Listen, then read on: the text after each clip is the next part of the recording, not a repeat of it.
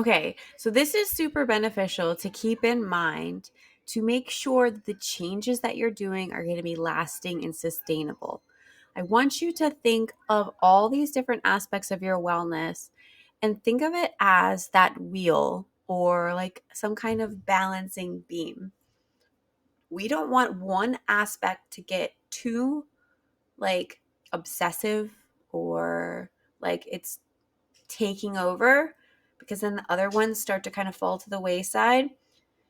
We want things to be a little bit more balanced. If you start to feel like you're getting too obsessed with your exercise and you need to kind of rein it in and tone it back a little bit because you're doing it like every single day and you're not letting yourself get the rest and recovery that you need, like you have exercise up here and then you have recovery down here, then we need to try to correct that because we don't want go, go, go burnout kind of thing happening.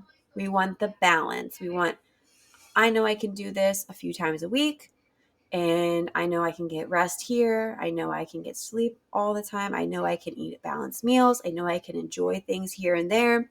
We want balance. We don't want anything overly obsessive, overly restrictive, and then letting other things fall to the wayside. If you can find this balance where you're never letting anything get neglected too much and never letting anything get too obsessive, you're going to have that sustainability long term. I'll tell you that it's a constant practice because when you get new stresses thrown into your life, it throws these things off and we just kind of have to bring ourselves back to that balance. So it's like, for instance, I just recently had COVID. I couldn't work out for over a week. I could barely eat. I couldn't really taste anything.